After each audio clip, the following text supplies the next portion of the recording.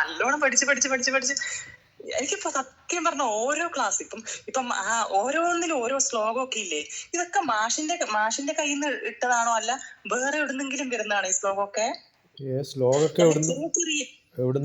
ചെറിയതായിട്ട് ഞാനിപ്പോ ഓരോന്നും കാണുമ്പോ ഓരോന്നിലും ഉണ്ട്, ഓരോരോ വീഡിയോയിലും 2-3 ഉണ്ടാവും. പണ്ടേ പഠിച്ചു വെച്ചതാ. അതെയാ, ഈ മനം ദർപ്പണ സമ്മാനം ഇപ്പൊ ലാസ്റ്റ് കണ്ടതില് ചിന്മയുടെയില്. അപ്പൊ അതില് പിന്നെ അത് കഴിഞ്ഞ് മുന്നത്തെ ഇതൊക്കെ ഞാൻ എനിക്ക്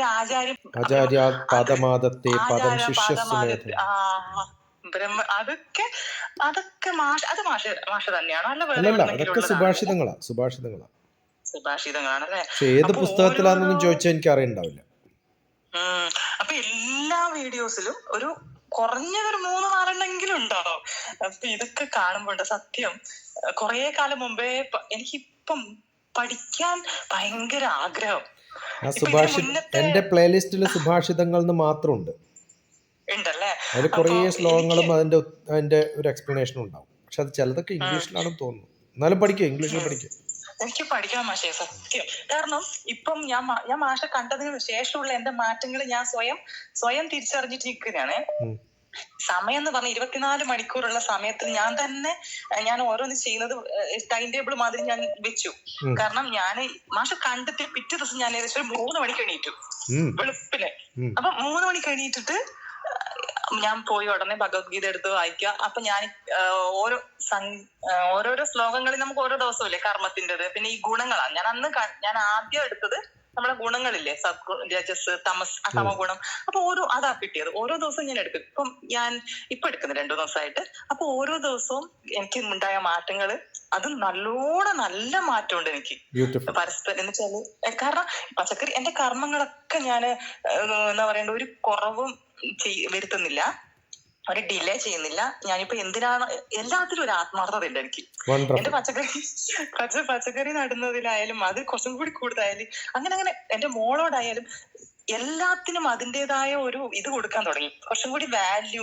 ആ സമയം ഞാൻ എന്റെ മോക്ക് കൊടുക്കുന്ന ഇപ്പൊ ഇന്നത്തെ മാഷ അമ്മേനെ കുറിച്ച് പറഞ്ഞില്ലേ, ഹൈദരാബാദിൽ കൊണ്ടുപോയിട്ട് അമ്മ എന്റെ മടിയിലിരിക്കുന്ന തലയോടും. അപ്പൊ നമുക്ക് എപ്പോഴും എനിക്ക് ഏറ്റവും കൂടുതൽ പ്യുവർ ആയിട്ടും ഭയങ്കര സ്നേഹം തോന്നുന്നത് അതാണ്. ഏറ്റവും ഇപ്പൊ അമ്മ എനിക്ക് എന്തെങ്കിലും വയ്യെങ്കിൽ എന്റെ അമ്മയുടെ മടിയിൽ പോയി കിടക്കുക, അമ്മ ഒന്ന് തലയാക്കമ്മേ. അപ്പൊ അതൊക്കെ മാഷ് പറയുമ്പോഴേ ഒരിക്കലും ഉള്ള സമയത്ത് നമ്മൾ നഷ്ടപ്പെടുന്നത് അമ്മയുടെ അടുത്ത് പോണെന്നും നഷ്ടപ്പെടുത്തിയിട്ടില്ല. അതാണ്. അപ്പൊ അതൊക്കെ കേൾക്കുമ്പോ സത്യം. അപ്പൊ ഇപ്പൊ മോളാണെങ്കിൽ എന്റെ മോളെ ഞാൻ മാഷ കണ്ടതിന് ശേഷം വന്നതിന് ശേഷം എന്റെ മോളെ എപ്പോഴും എന്നെ കെട്ടിപ്പിടിക്കും. ഐ ലവ് യു അധികം പറയും ചെവിയില്. ഐ ലവ് യു മീനുക്കുട്ടി എന്നാ വിളിക്കുക. I love you Meenukutty. അപ്പൊ അവള് പറയും ഐ ലവ് യു അമ്മ. അങ്ങനെ അത് ഡെയിലിയിൽ ഒരു 10 പ്രാവശ്യമെങ്കിലും കുറഞ്ഞത് ഞാനും മീനുട്ടിയും കൂടി പറയാറുണ്ട്. അതുപോലെ ഉമ്മ വെക്കുന്ന കാര്യമായാലും ഇപ്പൊ എന്റെ മോനെ കഴിഞ്ഞ മാസം എന്തോ പറഞ്ഞപ്പോ മോക്കല്ലേ കൊടുക്കുള്ളൂ. ഞാൻ പറഞ്ഞു വാ നീ വാ. അപ്പൊ ഞാൻ അവന് ഉമ്മ വെക്കാൻ പോകുമ്പോ അവൻ മാറി. അപ്പൊ ഞാൻ പറഞ്ഞു എടാ എന്താടാ, ഇപ്പൊ ഞാൻ നിന്റെ അമ്മയല്ലേ, നീ എന്താ അങ്ങനെ? അപ്പൊ എനിക്ക് ഭയങ്കരമായിട്ട് ഹേർട്ട് ചെയ്തു. എനിക്ക് എന്റെ മോനെ ഉമ്മ നോക്കാൻ പോലും പറ്റുന്നില്ല. അവർ അമ്മ ഞാൻ മെച്ചോർഡായാലും എനിക്ക് എന്റെ മോനല്ലേ. അപ്പൊ അവൻ അങ്ങനെ ഒരു അകൽച്ച വന്നപ്പോ എനിക്ക് ഭയങ്കര സങ്കടം വന്നു. അത് ശീലമില്ലാത്തോണ്ടാണ്. അത് അമ്മ എന്ത് പറ്റും, അമ്മനെ മക്കളെ ചെറുതായിട്ട് കാണുകയും കുറച്ച് വലുതാകുമ്പോൾ വളരെ വലുതായിട്ട് കാണുകയും അകൽച്ച ഉണ്ടാക്കുകയും ചെയ്യുന്നുണ്ട്. അപ്പൊ അതിന് ഭയങ്കര സങ്കടമായി പോയി. അപ്പൊ ഞാൻ അല്ല പക്ഷേ ഇപ്പൊ ആവാൻ പറയാം അമ്മ ഒന്ന് തല ഞാൻ ആക്കി കൊടുക്കും. ഈ പണ്ട് കുളിക്കുമ്പോഴേ തോർത്ത് നല്ലപോലെ വെള്ളത്തിൽ മുക്കിയിട്ട് പുറത്ത് നല്ലപോലെ ആൾക്കാർ അന്ന് സോപ്പിനെക്കാളും കൂടുതൽ തോർത്താ ഉപയോഗിക്കുക. ഈ കുരുക്കൾ പുറത്ത് വരുന്നത് ക്ലീൻ അല്ലാത്തോണ്ടാ. അതെ, അങ്ങനെ നല്ലോണം കുളിക്കാൻ പഠിപ്പിക്കുക. അപ്പൊ അങ്ങനെ ഓരോ കാര്യങ്ങൾ ഞാൻ പറഞ്ഞു. എനിക്കിത് മാഷോട് പറയണമെന്നുണ്ട്. പിന്നെ മാഷെല്ലാം തിരക്കും. ഇന്നലത്തെ വോയിസിൽ മാഷ് കുറച്ച് സൗണ്ട് ഒക്കെ എന്തോ പോലെ ഒച്ചയെല്ലാം യാത്രേന്റെ കണ്ടിന്യൂസ് യാത്ര. ഇന്നലെ എത്തിയത്. ഇന്നിപ്പോ ആർട്ടിഫിഷ്യൽ ഇന്റലിജൻസ് പാലക്കാട് ഒരു എഞ്ചിനീയറിംഗ് കോളേജിൽ ക്ലാസ് അതെടുത്തപ്പോഴാണ്. അതിലും നല്ല രസകരമായ ഒരു കാര്യം പറഞ്ഞു. ഇങ്ങനെ നമ്മൾ ക്ലാസ് എടുക്കുമ്പോൾ അറിയാണ്ട് വരുന്നത് ആർട്ടിഫിഷ്യൽ ഇന്റലിജൻസും റോബോട്ടിക്സും ആണ് നാളത്തെ ലോകം എന്നാ പറയാം. റോബോട്ടിക്സ് എന്ന് പറഞ്ഞാൽ മിഷൻ എങ്ങനെ യൂസ് ചെയ്യണം എന്നുള്ളത് ഓട്ടോമാറ്റ് ചെയ്യുന്നതാണ്, കർമ്മമാണ്. റോബോട്ടിക്സ് ആക്ഷനാണ്, അത് കർമ്മമാണ്. ആർട്ടിഫിഷ്യൽ ഇന്റലിജൻസ് എന്ന് പറഞ്ഞാൽ നോളജാണ്. ഉം, ഭഗവത്ഗീത പറഞ്ഞതും അതാണ്. ഉം. അറിവ് കിട്ടിയിട്ട് വേണം അത് കർമ്മത്തിൽ വരുത്തിയാലേ ഗുണമുള്ളൂ. കർമ്മത്തിലാക്കും. ഓക്കെ. ഇങ്ങനെ അറിയാണ്ട് വരും. അപ്പൊ ഇതിൽ ഓരോ ക്ലാസ് അപ്പൊ ഈ ക്ലാസ് മാഷ് ഇത് കേട്ട് കഴിയുമ്പോ എനിക്ക് ക്വസ്റ്റ്യൻ ഒരുപാട് ചോദിക്കണം എന്ന് വരുവേ. അപ്പൊ അവൈലബിൾ അല്ലല്ലോ മാഷ്. അപ്പൊ അല്ല, ആ ഞാൻ ക്വസ്റ്റ്യൻ ഒക്കെ എഴുതി വെച്ചിട്ട് ഒരു ദിവസം ഇരുന്ന് ഓൺലൈനിൽ ഗൂഗിൾ മീറ്റിൽ നമുക്ക് ഡിസ്കസ് ചെയ്യണം. എന്നിട്ട് ഇതൊക്കെ ഞാനിങ്ങനെ എഴുതി വെക്കും. പിന്നെ ഇതല്ല, പ്രത്യേകിച്ച് എന്ന് പറഞ്ഞാൽ എല്ലാ വസ്തുക്കളും നമ്മൾ ഒന്നും ആഗ്രഹിക്കാണ്ട് സ്നേഹിക്കാനുള്ള ഒരു ഇതുണ്ട് നമുക്ക്. എല്ലാത്തിനോടും കുറച്ച് എന്താ പറയണ്ടേ, ഏതിനോടും ആത്മാർത്ഥത തോന്നും. പിന്നെ സമയത്തിനോട് മെയിൻ ആയിട്ട് എനിക്ക് സമയം ഇപ്പം, അല്ലെങ്കിൽ ഞാനിപ്പോ പോയിട്ട് പേപ്പറോ അനിയത്തിട്ട് പോയി അടപ്പോ ചായ പഠിച്ച് കത്തിയടി, ഇപ്പൊ അതല്ല. എനിക്കില്ല സമയങ്ങള് ഉപയോഗിക്കാനുള്ള ശരിക്കും ഉപയോഗിക്കാം. അപ്പൊ ഞാൻ വിചാരിക്കും മാഷെ എനിക്ക് പഠിക്കണം എന്ന് ഭയങ്കര ആഗ്രഹമുണ്ട്. പഠിക്കണുണ്ടല്ലോ, പഠിക്കണം. അറിവ് പഠിക്കണം. നമ്മുടെ സമ്പത്ത്. അറിവുണ്ടാവുക, പഠിക്കുക എന്ന് പറയുന്ന സർട്ടിഫിക്കറ്റ് അല്ല, അറിവാണ്. ഇപ്പൊ എന്റെ സർട്ടിഫിക്കറ്റ് നോക്കിയിട്ടൊന്നുമല്ല എന്നെ വിളിക്കുന്നതും സംസാരിക്കുന്നതും. അറിവുണ്ടാവും. മാഷോട് പറയണം. ഒരുപാട് എന്താ പറയണ്ട, ഇതൊക്കെ ഞാനിങ്ങനെ ഇപ്പൊ ക്ലാസ് കേട്ടുകൊണ്ടിരിക്കുമ്പോ ഞാൻ വിളിക്കുന്ന അത് ചിലപ്പോ എനിക്ക് തോന്നുന്നു ഞാൻ മാഷെ കാണുന്നതിന് മുന്നേ എനിക്ക് ഇത്ര മാഷ 2-3 വീഡിയോസേ കണ്ടിട്ടുള്ളൂ. പക്ഷെ മാഷെ കണ്ടു വന്നതിന് ശേഷമാണ്, മാഷെ അറിഞ്ഞതിന് ശേഷമാണ് ഞാൻ ഇതെല്ലാം ഡെയിലി മാഷ് അപ്ഡേറ്റ് ചെയ്യുന്നൊക്കെ ഞാൻ ഇത് വായിക്കുകയും എടുക്കുകയൊക്കെ. ഞാൻ ചെറുകോൽപ്പുഴയിലൊക്കെ പോയപ്പോ പത്തനംതിട്ടന്ന്, തിരുവനന്തപുരത്തുനിന്ന്, ആലപ്പുഴന്ന് ഒക്കെ ആൾക്കാർ വന്നു. അവരൊക്കെ പലപ്പോഴും അത് കഴിഞ്ഞ് തിരുവനന്തപുരത്ത് കുറേ പേര്, 10-20 പേര് വരാൻ. അവര് ഒരു നമ്മുടെ തളിപ്പറമ്പുകാരന്റെ വീട് തന്നെയാണ്. ആ വീട്ടിൽ തന്നെയായിരുന്നു. കുറേ ആൾക്കാരുണ്ടായിരുന്നു. അവർക്കൊക്കെ ഭക്ഷണവും ചായയും പരിപാടിയൊക്കെ ശ്രീലക്ഷ്മിയുടെ അച്ഛൻ ഹരി അറേഞ്ച് ചെയ്തു. നല്ല സത്സംഗം. നമുക്ക് ഇതുപോലെ ആക്കായിരുന്നു ഇവിടെ. ജ്ഞാനത്തിൽ വരുമ്പോ ആവാം. അവരെ കൂടെ ഉള്ളവരെ അറിയണമെന്നുണ്ട്. അതൊക്കെയാവും. പിന്നെന്താ പിന്നെ എന്താ പറയണ്ടേ, എനിക്ക് പിന്നെ ഒരുപാട് നല്ലത് അത് എനിക്ക് എന്തായാലും പഠിക്കണം. അപ്പൊ ഞാൻ വിചാരിക്കുന്നത് എനിക്ക് ഭയങ്കര സർവീസ് ഭയങ്കര ഇഷ്ടമാണ്. അങ്ങനെ യാത്രയിലും ഓരോ ചെറിയ ചെറിയ ട്രിപ്പിലും ഓരോ ഇടപെടലുകളിലും കുറെ കാണാനും പഠിക്കാനും ബാക്കിയുള്ളവർ ശ്രദ്ധിക്കാനും അതിൽ നിന്ന് കുറെ ചോദ്യങ്ങൾ ഉണ്ടാക്കുകയൊക്കെ ചെയ്യണം. അപ്പോഴാണ് ആ ചിന്തകൾ വരിക. ആ ചിന്തകളിൽ നിന്ന് ചോദ്യം ഉണ്ടാവണം. ആ ചോദ്യം നമുക്ക് ഡിസ്കസ് ചെയ്യാം എപ്പോഴാണെന്ന് വെച്ചാൽ. അതെല്ലാം ഓരോ സ്ഥലത്തും പഠിക്കാനുണ്ട്. പിന്നെ പക്ഷേ ഞാൻ പറയാം, ഈ ഭഗവത്ഗീത ഇപ്പൊ ഞാൻ എന്റെ മനസ്സിൽ നമ്മൾ ശീലിച്ചുകൊണ്ടായിരിക്കാം, എനിക്കറിയില്ല. നമ്മള് പിന്നെ രാവിലെ എണീച്ച് വിളക്കെത്തിച്ചിട്ടുള്ള സമയത്ത് ഞാൻ പോയിട്ട് ഭഗവത്ഗീത എടുത്തിട്ട് ഫസ്റ്റ് ഓപ്പൺ ചെയ്തിട്ട് വായിക്കും. പിന്നെ നമ്മൾ ഈ പീരീഡ്സ് ആയ സമയത്ത് നമുക്കത് മനസ്സ് വരുന്നില്ല. അത് നമ്മള് നമുക്കിപ്പം നല്ല സിനിമ കാണാനൊക്കെ ഇഷ്ടമാണ്, അല്ലെങ്കിൽ ഒരാളെ ഫോൺ വിളിക്കാൻ ഇഷ്ടമാണ്, ഒരാളോട് സംസാരിക്കാൻ ഇഷ്ടമാണ്. പക്ഷെ നല്ല തലവേദന സമയത്ത് നമുക്ക് പറ്റുമോ? ഇല്ല. അതുപോലെ നമ്മുടെ ശാരീരികമായിട്ട് വയ്യായ്ക ഉണ്ടാവുമ്പോൾ അത് ശരീര മനസ്സോ യോഗ പരസ്പരമനുവ്രജേത്. ശരീരത്തിന് വയ്യാണ്ടാവുമ്പോൾ എന്തായാലും മാനസികമായിട്ട് പ്രശ്നം ഉണ്ടാവും. അപ്പൊ ആ ടയേർഡ്നെസ്, ആ വളർച്ച, ആ വയ്യായ്ക അതൊക്കെ ഉണ്ടാവുമ്പോ ഇത് അതുകൊണ്ട് നഷ്ടമൊന്നുമില്ല. ആ 3 ദിവസം നഷ്ടമാണ് ജീവിതത്തിൽ എന്ന് വിചാരിക്കേണ്ട കാര്യമൊന്നുമില്ല. അത് ആ 3 ദിവസം ഇടക്കിടക്ക് അങ്ങനെയൊക്കെ വേണ്ടേ. ഓരോരാൾക്കും ഓരോ സമയത്ത് ഓരോ തരത്തിലുള്ള മാറ്റങ്ങൾ ഉണ്ടാവുമ്പോഴല്ലേ, ഓരോ മലയുണ്ടാവുമ്പോഴല്ലേ താഴ്വാരുണ്ടാവുള്ളൂ, അപ്പോഴല്ലേ വെള്ളം ഒഴുകുള്ളൂ. അപ്പൊ അതൊക്കെ ഉണ്ടാവണം. നമ്മളിപ്പോ ഒരു സ്ഥലം ക്ലീൻ ചെയ്യുമ്പോൾ എന്തായാലും വേറൊരു സ്ഥലത്ത് കൊണ്ടിട്ട് അവിടെ തീയിട്ടിട്ട് കത്തിച്ച് നശിപ്പിക്കുന്നത് വരെ എന്തായാലും അവിടെ വഴക്കുണ്ടാവില്ലേ. അത് നശിപ്പിച്ച് തീയിട്ടുമ്പോൾ നമ്മൾ അത് കേടായി എന്ന് പറഞ്ഞാൽ അതിന് മുകളിലേക്ക് പുകയായിട്ട് പോവില്ലേ. അപ്പൊ ഓരോത്തിനും ഓരോ കാര്യങ്ങൾ നടക്കുമ്പോൾ വേറെന്തെങ്കിലും ഗുണമോ ദോഷമോ മോശമോ നന്മയോ ഒക്കെ ഉണ്ടാവും. അപ്പൊ അത് സമയം കളയാന്ന് കരുതണ്ട. ബാക്കി നമുക്ക് നല്ല സമയം നന്നായിട്ട് ഉപയോഗിക്കാൻ പറ്റുന്നുണ്ടോ എന്നുള്ളതാണ് ചോദ്യം. പിന്നെ അതേപോലെ നമ്മൾ മരിച്ച് ഇപ്പൊ നമ്മുടെ ഒരു മാഷ് മരിച്ചു. പിന്നെ UP സ്കൂളിൽ പഠിപ്പിച്ചതാണ് നാരായണ മാഷ്. അപ്പൊ എനിക്ക് കുറച്ച് ദൂരമാണ്. ഇന്നലെ മിനിഞ്ഞാന്നൊക്കെ ട്രാവൽ ചെയ്ത് വയ്യ. അപ്പൊ ഞാൻ ആദ്യം പോണമെന്നുണ്ടായിരുന്നു. എനിക്ക് ഒട്ടും വയ്യ, ദൂരം വണ്ടി എടുത്ത് പോകണം. ഞാൻ പോയില്ല. അപ്പൊ ഞാൻ ചോദിക്കട്ടെ, നമ്മളെ മനസ്സിൽ അപ്പൊ വിചാരിച്ച അങ്ങനെ ബാക്കോട്ട് വിളിച്ച ബാക്കോട്ട് അങ്ങനെ രണ്ടായി നിൽക്കുന്നത് നല്ലതല്ലല്ലോ. ഒന്നിക്കൽ പോവാ, അല്ലെങ്കിൽ നമ്മളിപ്പോ എല്ലാ കാര്യത്തിലും ഒന്ന് ബുദ്ധി ഒന്ന് മനസ്സ്. മനസ്സ് പോണെന്ന് പറയും, അപ്പൊ ബുദ്ധി പറയും പോണ്ട, കാരണം കുറച്ച് ദൂരമില്ലേ, ഇപ്പൊ ഞാൻ പോയിട്ട് എന്താ കാര്യം. അതേ സമയത്ത് നമ്മുടെ അച്ഛനോ അമ്മയോ അനിയനോ അനിയത്തിയോ ഏട്ടനോ ഏച്ചിയോ ഭർത്താവോ മക്കളോ ഒക്കെ ആണെങ്കിലും ഇതൊക്കെ ആലോചിക്കാണ്ട് ഓടിപ്പോവില്ലേ. അപ്പോൾ എല്ലാ കാര്യത്തിലും നമുക്കൊരു ബന്ധമുണ്ട്. ആ ബന്ധത്തിന് കുറച്ച് നീളവും കൂടുതലും കുറവും ഒക്കെ ഉണ്ടാവും. അടുപ്പവും അടുപ്പില്ലായ്മയൊക്കെ ഉണ്ടാവും. അത് ബുദ്ധി ആലോചിച്ചിട്ടാണ് പോണെന്നൊക്കെ പറയുന്നത്. പിന്നെ ഒരു സമയത്ത് ചെയ്യാൻ പറ്റിയത് ആ സമയത്ത് ചെയ്തില്ലെങ്കിൽ പിന്നെ ചെയ്യാൻ പറ്റില്ലല്ലോ. അപ്പൊ ഇനിയിപ്പോൾ അതിനെക്കുറിച്ച് ആലോചിച്ചിട്ട് കാര്യമില്ല. നമ്പർ 1. നമ്പർ 2, മരിച്ച വീട്ടിലൊക്കെ പോകുന്നത് നമ്മൾ മരിച്ച ആളെ കാണാനല്ല. അയാൾ നമ്മളെ കണ്ടിട്ടോ നമ്മൾ അയാളെ കണ്ടിട്ടോ ഒരു ഗുണവുമില്ല. അപ്പൊ അതുകൊണ്ട് അസുഖമുള്ള സമയത്ത് ആർക്കെങ്കിലും പോയി മരിക്കാറാവുന്നവരെ സഹായിക്കുക, അവരോട് സംസാരിക്കുക, അതാണ് ചെയ്യേണ്ടത്. മരിച്ചു കഴിഞ്ഞാൽ നമ്മൾ പോകുന്നത് എന്തിനാ അറിയോ? രാഷ്ട്രീയക്കാർ പോവും, ബാക്കിയുള്ളവരൊക്കെ പോകും. എന്തിനാ പോണത്? ഞാൻ പോയി എന്ന് ബാക്കിയുള്ളവരെ അറിയിക്കാനാണ്. 1. 2, അവരുടെ ബന്ധുക്കൾക്ക് അറിയണം ഞാനും നിങ്ങളുടെ അച്ഛൻ്റെ അടുത്ത ആളായിരുന്നു എന്ന് മക്കളോട് അറിയിക്കുക, ഭാര്യയോട് അറിയിക്കുക ഞാൻ നിങ്ങളുടെ ഭർത്താവിൻ്റെ അടുത്ത ആളായിരുന്നു. അടുത്ത ആളല്ലാത്തവരും പോവും. അത് വെറുതെ കാണിക്കാൻ വേണ്ടി പോണതാ. അതിൽ വലിയ അർത്ഥമൊന്നുമില്ല. പിന്നെ നമ്മൾ മരിച്ച വീട്ടിൽ വന്നു കഴിഞ്ഞാൽ പണ്ടോട്ടെ നമ്മള് കുളിച്ചിട്ട് എന്താ പറയാ കുളിച്ചിട്ടാ കയറുക. തുണിയെല്ലാം അതുപോലെ നമ്മള് ഉള്ളിൽ കയറിയെങ്കിലല്ല അധികം വന്ന ഉടനെ തുണിയെല്ലാം വെള്ളത്തിൽ മുക്കി ഫുള്ള് അങ്ങനെ കയറും. അത് ശരിക്കും പറഞ്ഞാൽ നെഗറ്റീവ് എനർജി. അങ്ങനെ അതെന്തുകൊണ്ട്? ഞാൻ ചോദിക്കട്ടെ, ഒരു ഹോസ്പിറ്റലിൽ പോയാല് ആ ഹോസ്പിറ്റലിൽ എത്ര പേര് മരിക്കുന്നുണ്ട് ഓരോ ദിവസം? ഒന്ന് വന്ന് കുളിച്ചിട്ട് തുണിയൊക്കെ മാറ്റിയിട്ടല്ലേ കയറുക. എവിടെയായാലും മരണമായാലും അസുഖങ്ങളായാലും വിഷമങ്ങളായാലും ദുഃഖമായാലും അവിടെ കുറേ ആൾക്കാർ കൂടുന്ന എവിടെയായാലും. അമ്പലത്തിൽ പോകുമ്പോൾ കുളിക്കും, അമ്പലത്തിൽ പോയി തിരിച്ചു വന്നാലും കുളിക്കും, മാർക്കറ്റിൽ പോയാലും കുളിക്കും, മാർക്കറ്റിൽ തിരിച്ചു വന്നാലും കുളിക്കും. എവിടെ ആൾക്കാർ കൂടുന്നുണ്ടോ, എവിടെ കുറേ ജനങ്ങളുണ്ടോ, അവരുമായിട്ട് ഇടപെടുന്നുണ്ടോ.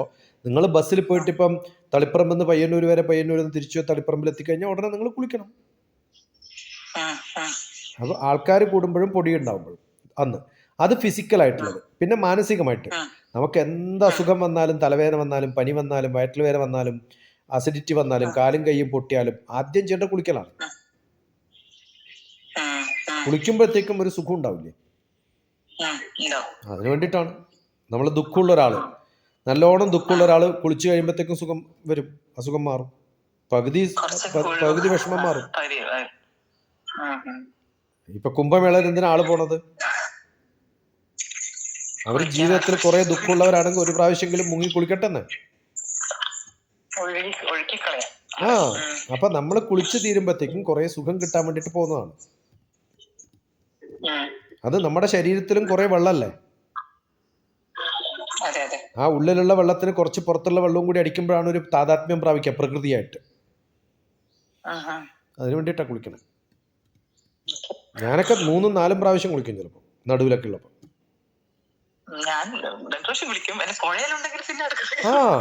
അത് നല്ലതല്ലേ. ഞാൻ എൻ്റെ അടുത്ത് ക്യാമ്പിന് വരുന്ന പിള്ളേരൊക്കെ ഞാൻ 6 മണിക്കൂറൊക്കെ വെള്ളത്തിലിടും. മഴ ഫുൾ നനഞ്ഞോളാൻ പറയും. സത്യം എനിക്ക് ഭയങ്കര ഇഷ്ടം. ഞാനിങ്ങനെ ഒരു മഴയുള്ള സമയത്ത് അവിടെ എത്തണം ഭയങ്കര ആഗ്രഹം. അയ്യോ അസല മഴ ഡോക്ടർ TPS അടിച്ചു നോക്ക്, ഞാനെന്ന് അടിച്ചു നോക്ക്, ഇഷ്ടം പോലെ കാണും. ആ ഒരു സമയത്ത് പിള്ളേരെ കുളിപ്പിക്കുന്നതാണ്, മറ്റേ ഷവറിലിട്ടിട്ട് പിള്ളേരെ കുളിപ്പിക്കുന്നതാണ്. എന്താ പറയണ്ടേ, അതിന് ശേഷമുള്ള ഞാൻ എന്ന് പറഞ്ഞാൽ ഭയങ്കര മാറ്റമുണ്ട്. അത് എന്റെ ഗുണമല്ല, ജ്ഞാനത്തിന്റെ ഗുണമാണ്. ഞാൻ അതിനകത്ത് ഞാൻ 1-2 പ്രാവശ്യം മാറ്റി. കാനി ആനിച്ച പാപ്പാനി ജന്മാന്തര കൃതാനി ചത്താനി താനി ജ്ഞാനം പ്രദക്ഷിണം. ഞാനത് കണ്ടു. അതെന്താ മാഷ അങ്ങനെ ലാസ്റ്റ് പാടി? അത് മാറ്റി അത് ആത്മപ്രദക്ഷിണം എന്ന് പറഞ്ഞിട്ടൊരു പ്രദക്ഷിണുണ്ട്. താനതാനി വിനശ്യന്തി പ്രദക്ഷിണ പതേ പതേന്നേ ഉള്ളൂ. അപ്പൊ അത് ഞാൻ മാറ്റിയിട്ട് നടുവിൽ ജ്ഞാനം പ്രദക്ഷിണം എന്ന് പറഞ്ഞല്ലേ. പിന്നെ കൊറേ കള്ള് കുടിച്ചിട്ടുള്ള പാട്ട് പോലത്തെ ഒരു കള്ളിന്റെ പാട്ടില്ലേ മാഷെ? അതൊക്കെ ചുമ്മാ പാരഡി എഴുതുന്നല്ലേ. അത് ഞാൻ കണ്ടു. കൊറേ ചേച്ചിമാര് പാട്ടൊക്കെ പാടി നല്ല പാരഡി. അത് കഴിഞ്ഞ പ്രാവശ്യം വന്നപ്പോ സമയത്ത് എനിക്ക് തോന്നുന്നു, ഞാൻ കാസർഗോഡ് ക്ലാസ് എടുക്കാൻ പോയപ്പോ എന്റെ കൂടെ കാറിൽ പോയപ്പോ പാടി. നല്ല രസമുണ്ടായിരുന്നു. അത് കാസർഗോഡ് പോകുമ്പോ ഓർമ്മ വരും ചന്ദ്രഗിരിപ്പുഴ. ചന്ദ്രഗിരിപ്പുഴ അല്ലേ? സ്വർഗവും നരകവും ചന്ദ്രഗിരിപ്പുഴയുടെ അക്കരയോ അതോ ഇക്കരയോ.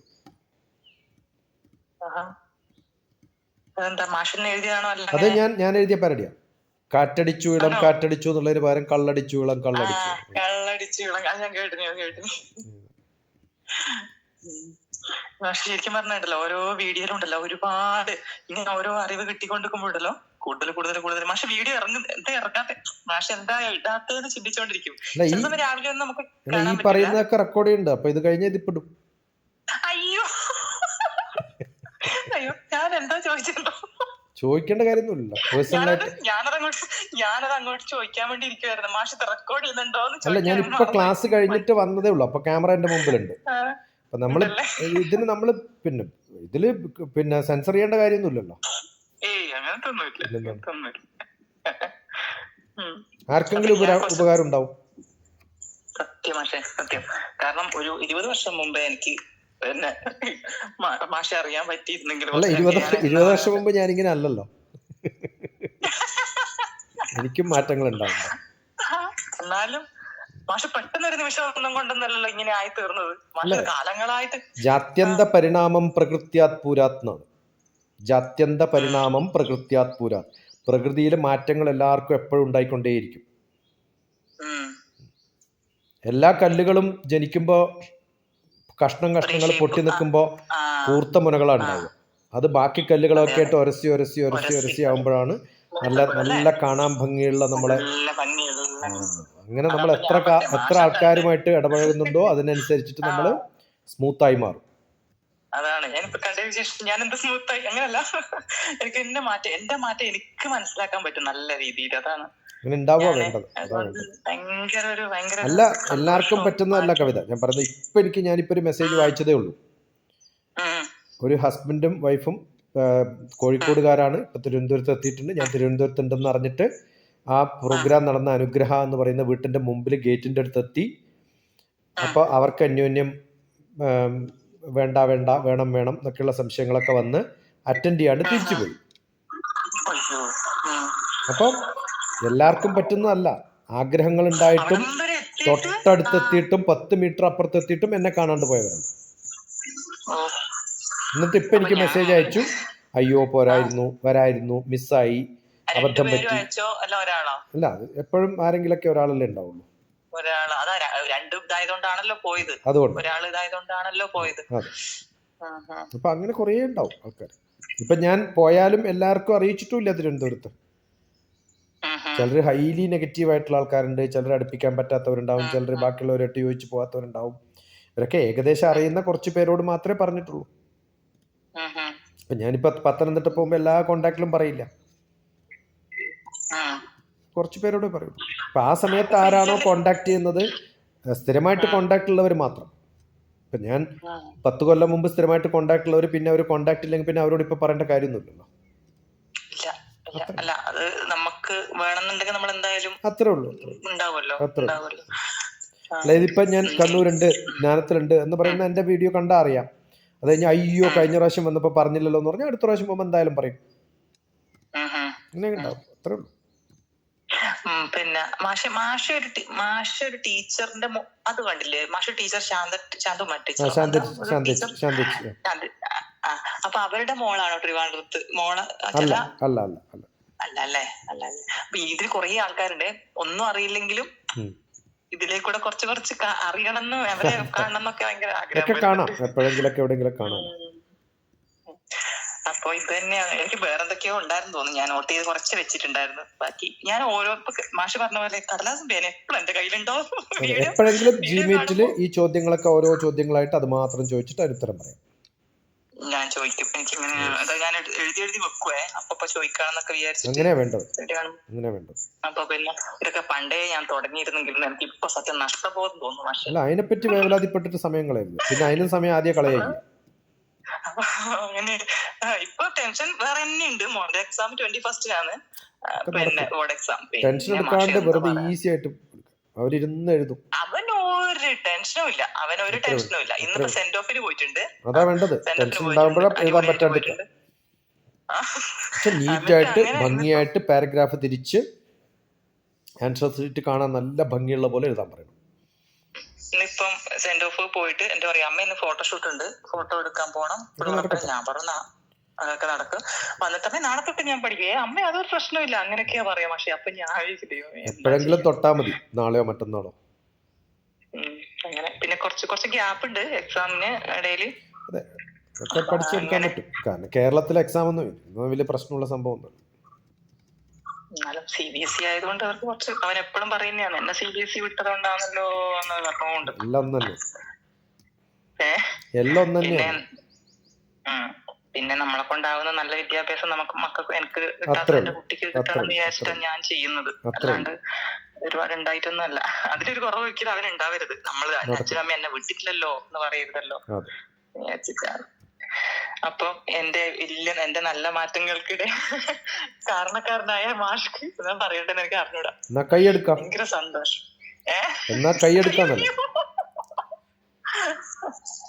എന്നാൽ ഞാൻ കൈയെടുക്കട്ടെ എന്നല്ലേ പറയാം നമ്മള്. ഞാനത് എവിടെയോ കേട്ടിട്ടുണ്ടല്ലോ. തെയ്യം അങ്ങനെയല്ലേ പറയാം, എന്നാ ഞാൻ കൈയെടുക്കട്ടെ. എന്നാ ഫോൺ വെക്കട്ടെ എന്ന് പറയുന്നത്, എന്നാ ഞാൻ കൈയെടുക്കട്ടെ.